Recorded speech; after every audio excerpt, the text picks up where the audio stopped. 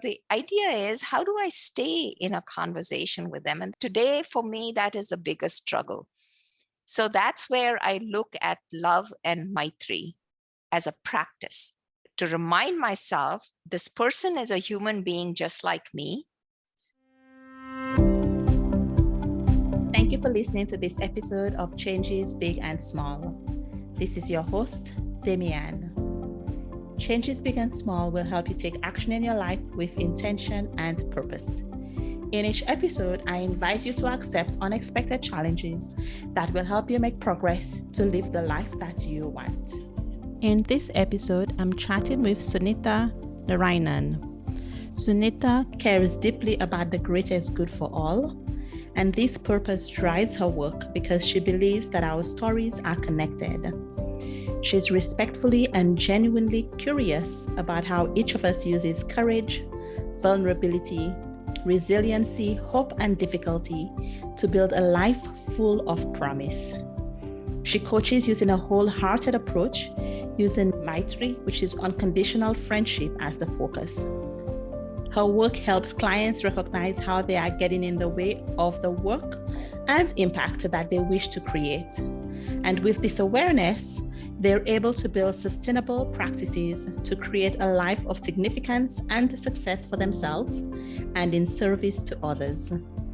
She can be reached at narayansunitha4@gmail.com. And that will be in the show notes along with the link to her LinkedIn profile. Thank you for joining me and for being so willing to go on this exploration with me today. Absolutely. You're very welcome. To start, let's define the scope of our conversation. When we talk about showing up wholeheartedly in conversation, what does that mean? And which relationships does it apply to? I think it applies to all relationships because what we are trying to create in a conversation is heart connectedness, to truly lean in with 10% at least of willingness to say, I am going to enjoy this conversation. I am going to learn something new in this conversation. That way we have 90% to disagree with. So when we come in with the attitude that I'm happy to be in this conversation, it gentles our intent or our hardwired push to disagree right away, to stop that yes, but. Today, especially, we're going into conversations with so much unpractice almost. We're going in because our values are being pushed against. We're going in with the intention to disagree. We're going in absolutely, completely perplexed as how can you think this way? So if we enter a conversation saying that equally, just like me, someone else has a strongly held opinion, then we create a little softness. We create a softness within ourselves. We release endorphins and reduce the stress that each of us seems to be carrying within us today because of the health crisis, the global crisis. All this seems to be ongoing. So we're carrying a lot of anxiety within ourselves. The moment we show up with that willingness, it gentles the moment. Doesn't matter which position you're in. What I'm hearing you say is that really it's a bit of a switch from what we typically do, which is we often focus or hyper-focus on those points of disconnection between us. And I really like how you talk about just finding that 10% of similarity, because that makes it seem, oh, there is a space that's open. We don't have to agree on everything, but we can come in together in that space where there is alignment between the two of us. I think we're rushing to solutions. We somehow have to pause, slow down the conversation. So the similarity thing is for me to truly recognize, just like me, you care about your family. Just like me, you care about results. We are disagreeing probably on the how, on the process. We're really not disagreeing on the overall goal of what we want to build toward. And if we can recognize that and bring that into the conversation first, to say, what are we in agreement without even looking at the problem we are wanting to solve? What are we in agreement with each other? I can guarantee you, people, even if they don't know the answer, they stop and they say, okay, I can see where we actually agree. We both want the good for XYZ. We both want this project to go ahead. We both want our marriage to work. For me, it's all about the pause gentles, and then you change your mindset, because for every opinion, there's always going to be a violently opposing opinion. So give it equal time is all I'm asking. When I want to show up wholeheartedly in a relationship, or if somebody wants to show up wholeheartedly in relationship, what are the elements, if we were to break it down? I can already pull some from what you just said. So you talked about slowing down, and you talked about being open, so maybe being curious. Yeah. How do you think about those components? For me, everything starts within myself. It's really not about the other person. So I need to figure out how to take ownership within myself and first think about how my ego is getting in my way, how the stories that I'm making up about the other person, because either I don't have trust in them, or I don't like them, or my experience with them has not been positive, or I'm demonizing something that is not a preferred value for me. So I first have to really sit down and ask myself, how many shoulds am I bringing into this conversation? She should do this. I can't believe that person did this. I don't know whether I can trust this person. So first, to really work out within ourselves where we are with our preparation and our willingness. Capacity exists in each one of us. What we have to figure out is, what's the practice that we want to claim? And what do we need to unlearn so that we can show up? That probably is the biggest piece for me, that I do work within myself and I help other people do that before we can go into actually talking tools. Slow down, bring curiosity. What are some questions you can ask? How can you expand a conversation? What's shrinking a conversation for you? The tools appear once you've figured out where are you struggling the most with showing up with intention, and how do you align that intention with your behavior, your words, your emotions, and your general demeanor. That makes sense, because it starts from paying attention and setting an intention. But then everyone needs to think about how to align their intention with the way they show up, with their actual demeanor. How do we do that? I think that takes some preparation and practice and willingness to risk, willingness to be not perfect, much like how when we started this conversation and you worked through the technology pieces of it. I think the willingness to try is very important. The actual tool that is really very game-changing is to script out things, to have a conversational toolkit. Have 3 or 4 phrases. You go into a conversation, all you can do is say something like, that's enough. You can say, You can say, tell me more. You can say, imagine that. I would have never thought about that. Or you can say, what makes me curious is this. Or you can say, I can see this is really important to you, and it's not as important to me. So where does that leave us? So you can very gently, kindly, with a lot of friendship, bring up and ask for what you need. That's the other piece that we are missing going into conversations. We are not pausing to think, what do I personally need in this conversation? And for that to happen, how might I ask for what I need? So I could, for example, tell my husband, because he analyzes pitfalls, he'll right away say yes, but. So I can say to him, Narayanan, I have an idea that I'd like to run by you. Could you set aside analyzing pitfalls for 10 minutes? I value the fact that you analyze pitfalls because I don't. I just go headlong into things and then get into trouble. So can you hold on to that while I finish my thought? So one is figuring out what you want to ask for so that you can keep the conversation open, even a difficult conversation. The second part is to truly ask yourself, how are you personally going to shut down before identifying how somebody else shuts down? So that we can recognize phrases that people say to us. When someone says to me, to be honest, right away I'm thinking, are you not honest with me in other times? Or when someone says to me, I don't care, I'm wondering, why don't you care? So think about phrases that shut you down. Think about phrases that open you up. Every conversation is physiological. Emotions are present in every conversation. We shut down with some emotions, we open up with other emotions.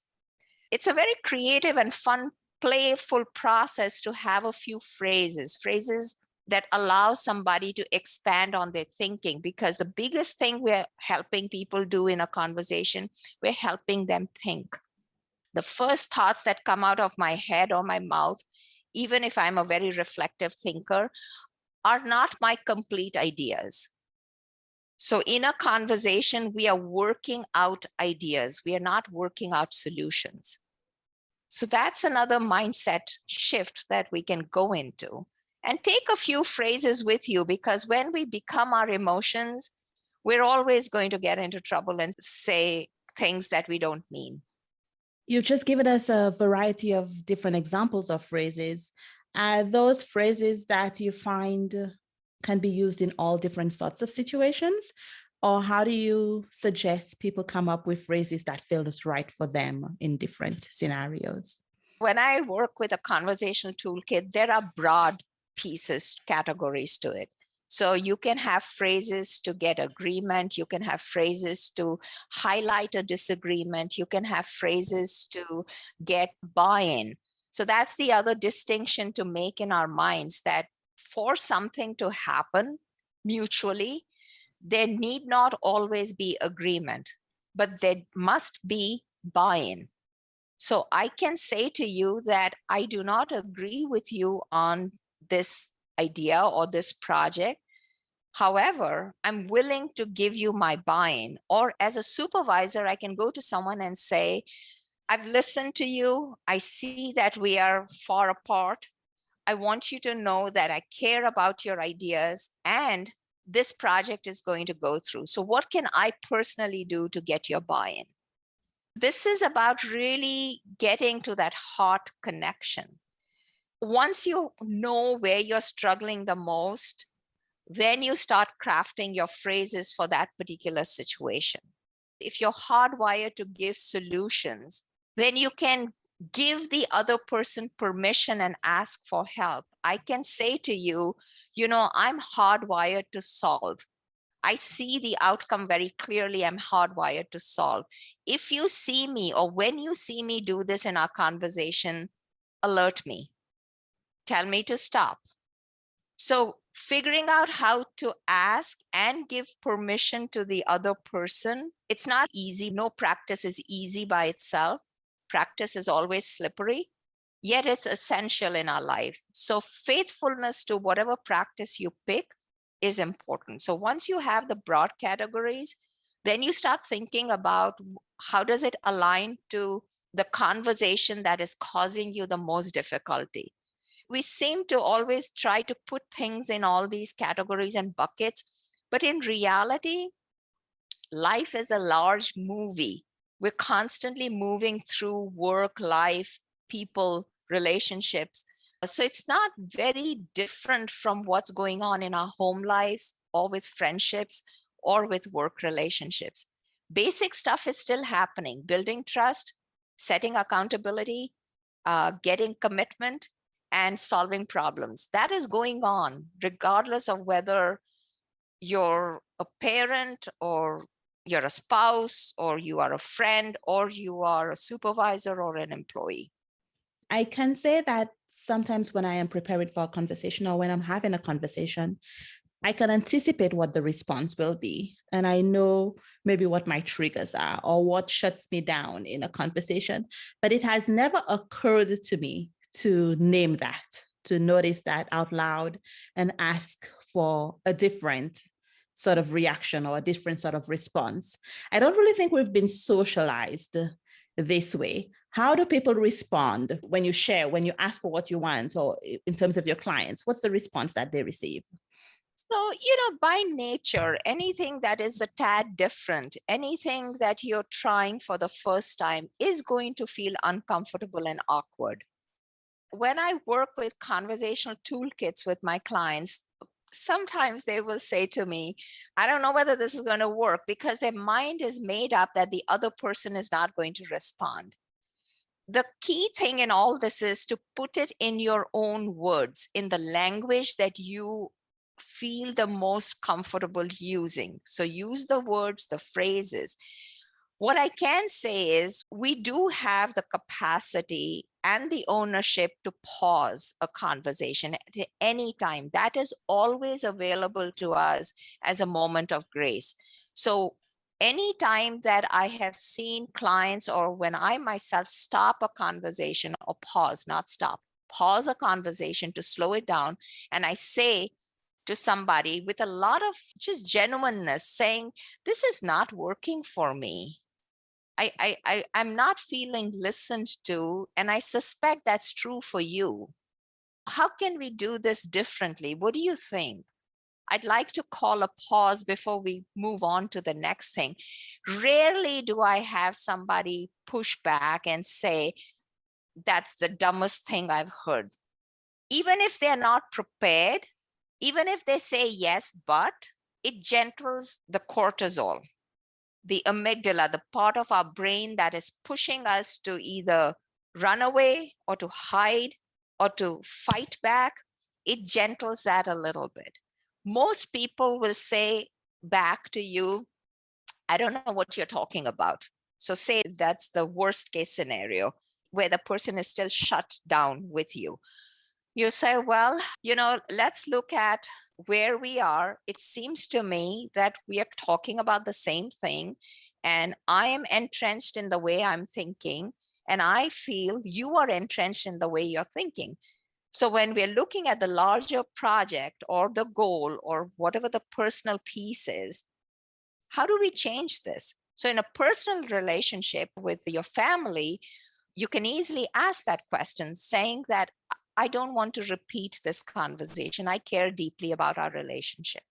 So figuring out what kind of vulnerability you're willing to bring in without oversharing, without feeling threatened. That is practice to pause. So for each one of us, that is different. I anticipate that in some of those cases, it could raise up some disagreement. So you said earlier that sometimes when we're trying something new, we might meet with some resistance. How do you work through that? So sometimes, you can just tell the person, saying, listen, I'm trying out a new practice. I have been really thinking about how I get in my own way and how I shut down in conversations. And I want your help with this. This is a great situation for us. It's not going to be a surprise to you that we have butt heads before. We have history of not agreeing with each other. So what do you think? If we were to change one little variable in this, what might happen? This is very, very powerful. The moment we decide to take that ownership and truly show up with the essence of who we are, it's like sprinkling pixie dust in a conversation. I have at least 2 examples in my work life where, with colleagues, opposite styles did not like each other, did not trust each other, and over time, we work really well together.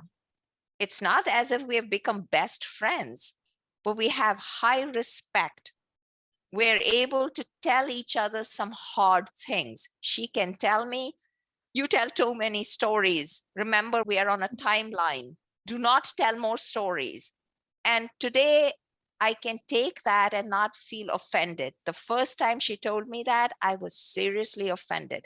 I shut down completely till I had the conversation with her saying, I see your point, and I felt hurt with the way you told me that. And that changed. She said, well, I didn't mean it to hurt you. I was just looking at, the time we have. I said, I get that, but I did not experience it that way. If we choose to hide from how we are feeling, we are unlikely to ask for what we need. And more importantly, we are unlikely to recognize what might be going on, because there are a lot of things going on in our heads all the time. We're making up stories all the time. So we're filling in the stories. And from neuroscience research, it tells us that our brains just need to complete a loop. The loop does not have to be completed with accurate facts. So when that loop is completed, there's a rush of endorphin, the good, the happy hormone. And we go our way, our minds made up and a story made up, thinking, I cannot believe she said that. I mean, how could you take that as offense? I never meant that. So we go around putting these nonsense phrases into conversations that take away the true connection and the meaning and the promise that lies in our relationships. Because, I mean, think about it.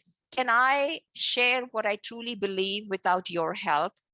Or can you get out the message of your work without the help of others? We cannot work unless we are working with and through others. As you're talking, the ideas that are coming up for me are those of vulnerability and kind of taking ownership.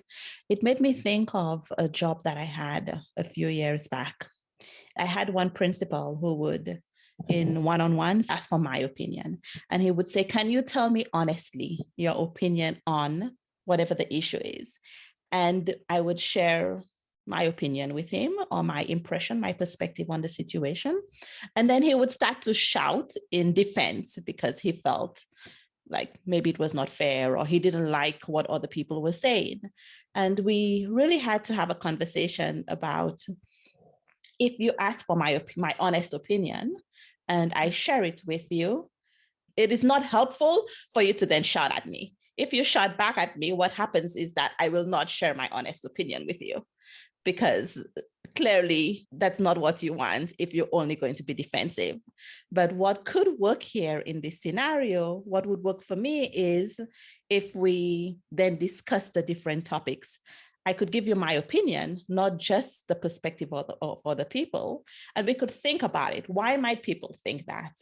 What behaviors are helping or leading to people making those conclusions? It's not necessarily that those things are true about you, but we need to explore how are people experiencing working with you. Two observations. That is courage in practice. So kudos for having the courage for saying that to that individual. The second observation is setting agreements with each other. Usually, even with families as well as work situations, I usually have people set up some agreements of how they are going to disagree with each other. So pause 3 minutes before starting a team meeting to acknowledge we are discussing a very divisive idea. Here is how we agree to disagree. Here is the language that we agree to use. Here is a behavior that will not be tolerated. That is not part of our culture. This is not how we talk to each other, because culture really, in the most basic of definitions, is the way we do things here. It's as simple as that. There is no big definition out there for culture. It's unique to every individual team, to then the larger microcosm of the organization. Then when you take it to your families, to society and all of that, it's just the way how we treat each other, how we do things here. So setting up permissions upfront allows a process and a structure, especially for where teams are not getting along. or where people are not getting along with each other. I find that extremely powerful and productive. Earlier, when you were speaking, I was thinking that it is even more important to share your goals of the conversation when it's a meaningful conversation or when it's a difficult conversation, because already it might take away some of the sting of the flow of the conversation if you just said that out up front. And also that whole vulnerability piece that you shared in your example, I think it's okay. I mean, because it is true, it's okay to tell somebody that I'm unable to listen. I'm completely shutting down when I hear your voice being raised. This took me many, many years of marriage to acknowledge and actually say something around that. So when I get very upset, my voice goes up. I'm not necessarily angry, but it still gets experienced as anger from my husband. So every time we have a very difficult conversation, I have to remind him and myself. I have to say the words aloud to say to him, my voice is going to raise. I mean no disrespect. I'm trying to regulate that, but that's a physiological reaction that I'm unable to control. I'm unable to control. Help me stay in this conversation is what I ask for. And you can ask variations of this with vulnerability with your team as well. You can certainly say that when I hear the words or the phrases, or when I hear raised voices, I completely shut down. I mean, there are team members who can say that, if one more person tells me this isn't in our bandwidth, I'm going to smack them. Or I heard somebody say that if I hear another person say, I'm curious, I just shut down. And that made me curious. I mean, why would a phrase like that? Because I use that a lot. So taking the time to really think about the style, alignment, and disconnect matters. That much 11-second pause you can do in your life. It's interesting thinking about what could be triggers for other people. So, for example, from having had some cognitive behavior coaching, I have barriers against the words should. Yeah. And so when somebody tells me you should do whatever it is, my first reaction is, oh, should I really? And then I have to often take a step back and realize they're expressing an opinion. This is a way that we often express an opinion in day-to-day conversation. And I am adding those layers of meaning to it. Yes. So again, it's the expectations, right? So sometimes, and I learned this as a very harsh lesson when my children went off to college. Whenever they would call me, I would get into advice mode. I got better at asking, do you want me to listen? Would you like an opinion? Do you want help? I think we're all hardwired to help other people. I like to believe that. Even what we see in the world, I would still like to believe that we are all hardwired to help somebody in need. However, we don't know how to help because the person is not asking for help the way they need to be helped. So we can say, what does help look like? When you see me helping you, what do you see me doing? So take them there versus saying, well, why don't you try this? I think you should do this. Haven't you thought about this? The other way you can certainly say, if this was your problem, what would you try? That's another way of getting a perspective. I think it's very important to clarify what is the person looking for in the situation, because sometimes people do need help.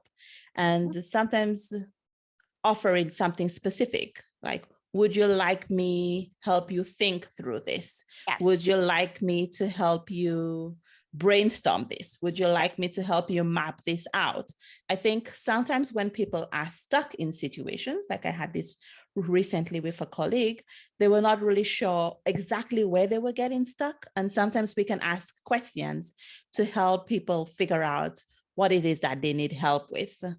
I guess it's not the same as offering a solution, but it's offering, where can I work with you here? So the distinction you are making is what I would like everybody to go away with. So the help is offered sitting with the person to figure things out, not to give them a solution that you think will work, even if you think that.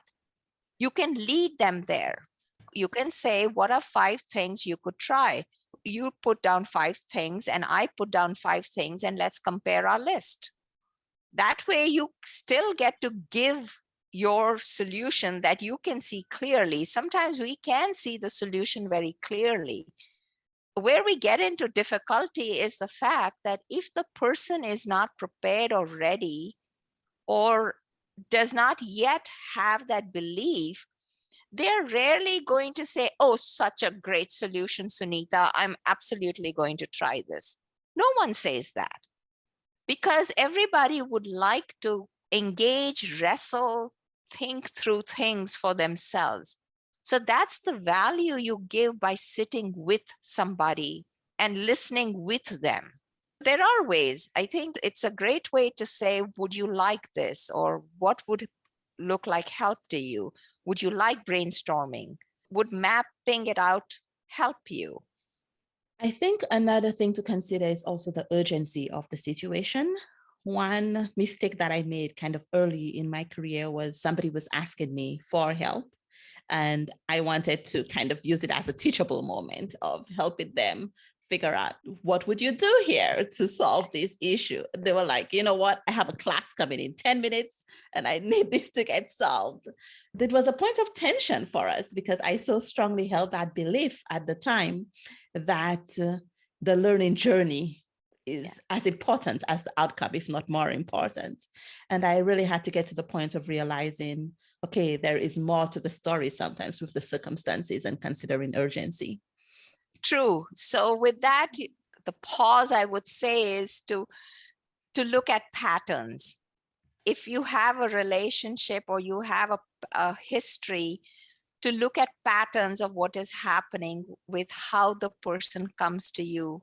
Is it truly an urgent, important piece, or is it false urgency, or is it a default pattern? Because you can certainly give the advice or the solution right away, saying, I see you're going into class in 5 minutes, so here is what you can do. And I'd like us to talk about this later. I think this connects to another idea that you have about the difference between hearing and listening and how conversations could work. In that instance, when somebody has heightened emotion or when they feel a sense of urgency, this is not really a very effective time to have a meaningful conversation often. So sometimes we might need to delay that conversation for a later time. The way I look at that is honesty is not optional, timing is. And kindness is always present. So timing is the kindness, whether you delay the conversation or you have it up front. That's how you bring in that unconditional friendship, the Maitri piece, the kindness piece, the compassion, by recognizing timing. Talk to us about the difference between listening and hearing and how that works in conversations. In the Chinese script, there is a symbol called ting, T-I-N-G. If you look it up, you'll see that there are so many different aspects of listening. Hearing is like the outskirts, the edges of a conversation. So you're hearing quickly, you're hearing with a lot of distractions, you're making up your own stories. Last week, I discussed the steps of listening in a solo episode. If you haven't listened to that, you might want to do so later. Also, Sunitha and I talk a bit more about the difference between hearing and listening, and you'll be able to find that on YouTube. That link is in the show notes. I think the thread that I'm seeing in the responses as we have this conversation is vulnerability and honesty. And you talk about bringing in that quality of friendship as well whenever we're approaching each other in this way. So share with us about Maitri and how it shows up in your work. Maitri is a word from the Sanskrit language, which is the oldest language probably in the world, and it means unconditional friendship. So the unconditional friendship has to start with you, within you. because we wake up in the morning and we're already struggling with not feeling enough, not having enough. I don't have enough time to do this. If I could only clone myself, if only, and all the shoulds. I should be doing more. I should be working more. I should be a better parent. I should, whatever the shoulds are. So the more closely you touch your gremlins, you touch the stories that don't serve you well, you honor that, and you say that I give you my entire friendship. I personally have a hard time letting go. I like my grudges. I like to sit in my grudges. I mean, why not, right? The thing to remember is nothing of that is rent free. So if you want to build significance and success, we have to approach and know for ourselves that our talent matters. Our talent matters because it connects another story to another story to another story to a larger purpose. And that's okay. And it's okay to continue to make the mistakes and the failures. It's okay to just show up. Sometimes I wonder at how people talk so much about preparation. But when you do that unconditional friendship within you, you allow serendipity. You allow something that just shows up magically. If you can do that for yourself, then your practice outward towards other people will have that seamless piece to it. You will fall. I mean, no practice is foolproof. The day I think I have a practice in hand is the day I fall the hardest. Staying faithful. So that's the core value of approaching, because that allows me to go into any conversation, even when I really don't like the person. And there are some people who don't like me, don't like my work, and who probably I don't like their work. However, the idea is, how do I stay in a conversation with them? And today, for me, that is the biggest struggle. So that's where I look at love and Maitri as a practice to remind myself this person is a human being just like me. This person has an opinion just like me. And I plan to show up 10% with complete commitment to honor the person just as they are. The Maitri piece allows me then not to go in with too many expectations. I think the moment we have expectations, we go into shoulds. So this is owning my own practice for the sake of my wholehearted living. Now, whether it actually changes somebody, I have no idea. But I'm willing to stay faithful to my practice. Once it starts with that friendship, you are generous. You are willing to overlook, forgive. That's the other thing, right? In relationships, our capacity to forgive people is very little. We have a very, very hard time forgiving people for transgressions. But if we don't look at forgiveness as a practice, then we are missing out the point that we are all in a stage of becoming. We're not checklists that we do 5 things and we are this complete human being. There is definitely going to be a future episode on forgiveness. Do you find that you have to remind yourself of this approach? My thing on Zoom is a thing on Maitri. Every workshop, every conversation I have, I spend at least about 11 seconds talking about Maitri. If I'm approached for work, I give them a clear definition of the foundation of how I will do the work, which is on Maitri. At this point, my children and my husband, or people who know me, they just roll their eyes and they'll say, oh no, another thing on Maitri from mom. That is how ingrained it is in me today. If someone wants to have a conversation that builds heart connection, what can they do? What is one practice, one suggestion that you can invite listeners to do to build this practice? I would start with complete friendship within yourself.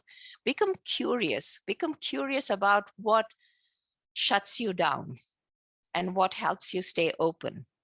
Start looking at patterns. Patterns don't lie. Look at a lot of different conversations that you go in and out of. Look at what is causing you the most difficulty. So look at it from people, processes, projects, if you're doing it for work, and start thinking about what is your ownership towards this? How are you getting in your own way? Leave the other person. You can demonize the person after 10% of the work that you do with yourself. You can do it as play, and you learn a lot from that, but start with that 10% within you. Is there anything that you would like to share as we end our conversation today? I'm extremely grateful that conversations like this are popping up everywhere, because I think we are really at the intersection of a choice. This is our opportunity to change how we listen to each other. So I'm grateful for that. And I applaud everybody's courage to stay with conversations that they wish to run from. It's a doable practice. We each are here to help each other through this practice. So I'm grateful for today, for this conversation, and for all of you who are participating and are willing to do the work, because it's hard work, it's essential work, it's graceful work. It has a lot of joy and hope in it. So thank you. I am really grateful that you joined me today, that you were so flexible in terms of trying something completely new with me. And you've been a great partner to be able to try that with. I'm going to end with a couple of sentences that you shared. I asked the question earlier in the pre-interview, what are you tired of talking about in interviews, or what do you find boring? And you said, each conversation has something in it that is productive and joyful. Repeating or revisiting topics is equally full of promise and curiosity if we enter these conversations with gratitude. I think that just sums up so much of what we've talked about today. So thank you very for much, reminding Sunitha. me. I had forgotten that you had asked me that, but thank you for reminding me. That's a great reminder, and a lot of gratitude for ending the conversation that way for now. If you've enjoyed listening to this episode, please click on the link in the show notes to leave a review and share it with someone else who you think could benefit. If you have a question about relationships, you can email me at contact@changesbigandsmall.com. Remember, change begins with one small step. Have a great week.